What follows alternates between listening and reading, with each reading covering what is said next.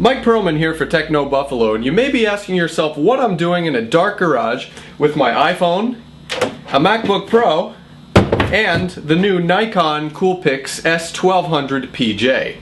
Find out the answer to that question and more after the break made by everyone's favorite Canuck, John Q.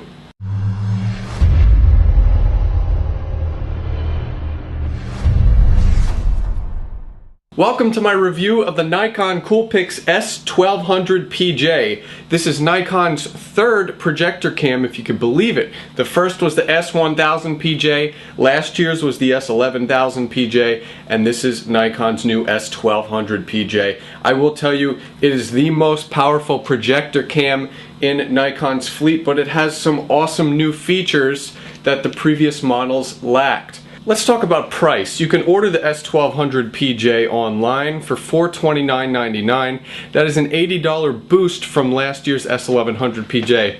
But I'm going to tell you why. This camera ships with this magical cable.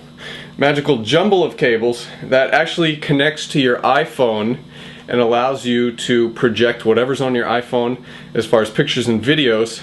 Now, before we delve into the projector goodness of the S1200PJ, let's talk about image quality, because a camera is useless without the ability to take decent pictures. Overall, this camera has mediocre image quality. Many of the pictures exhibited purple fringing as well as vignetting around the corners of the pictures, and that's primarily due to the lens. The S1200PJ has a 14 megapixel 1/2.3 inch sensor.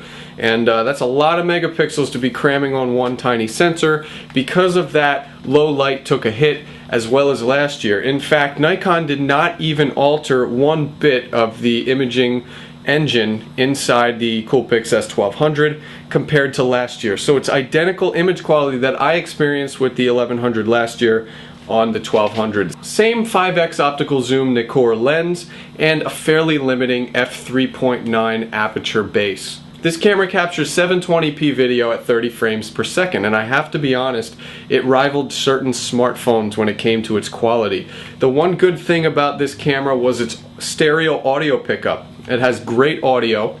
If you're going to use it primarily for projector's sake, it's fine. If you're going to post to Facebook, the pictures are fine. You could still get some good macro shots out of this camera. However, you're not going to want to throw them in a gallery. Although Nikon didn't change anything as far as the imaging engine of this camera, the projector has undergone some major changes.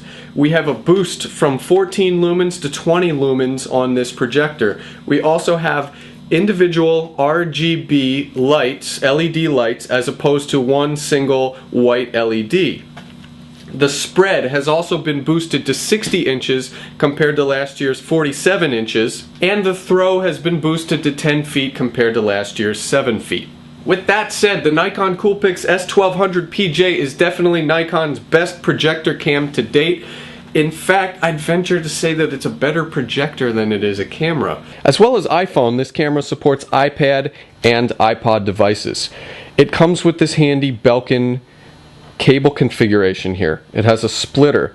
One end goes to the S1200PJ, plugs right into this jack, and this is an optional charging end as well. So you can charge your phone while you're showing. Now, you can only show pictures from your gallery after setting a slideshow here. So you have to start slideshow, and then it begins like so. Now let's move on to the computer. If you have a Mac or Windows PC with relatively nice specs, then this camera will project whatever is on your desktop on the big screen.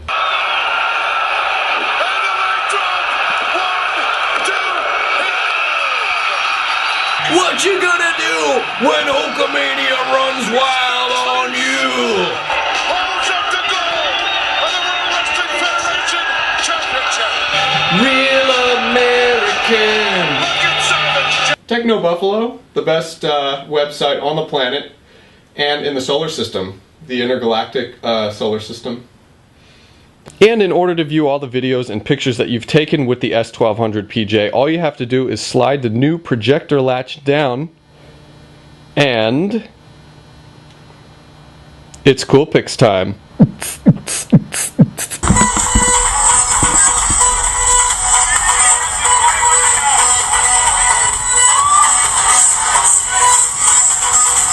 In addition to the various improvements Nikon made to the S1200PJ's projector, they also improved the design, giving it this nice latch that covers the projector lens, keeping it safe.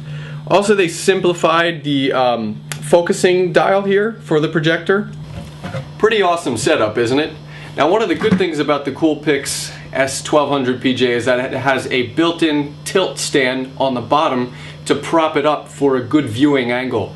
So if you're ever in, say, a garage and you have a bucket, you need to prop it up a little bit, the tilt stand is your man. But one crucial thing that Nikon did was axe the touchscreen LCD, which was exceedingly sluggish last year.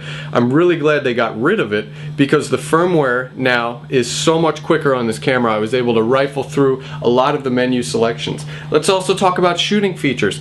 The Nikon Coolpix S1200PJ is very light on them. This thing does not allow you to adjust the shutter or aperture, only in select scene modes, and the camera kind of dictates the values for that. The S1200PJ, like last year's S1100PJ, has autofocus. It doesn't have manual focus, but the autofocus worked fairly well. It has a bunch of different flash modes. It has some fun modes as well too, a great selective color mode. Overall, the Nikon Coolpix S1200PJ is a blast of a camera. It does something that no other compact is capable of doing. For $130, it's kind of hard to justify, but if you look at it as a pocket projector that has the ability to take pictures and videos, it's a pretty awesome device. Nikon just needs to work on the image quality of this camera, and then I think they've got an A1 top-notch camera. For even more on the Nikon Coolpix S1200PJ, go to my full review on technobuffalo.com for oodles of image samples and video samples. I'm Mike Perlman for Techno Buffalo, and I will see you guys in the next video. Time to get back to Hulkamania.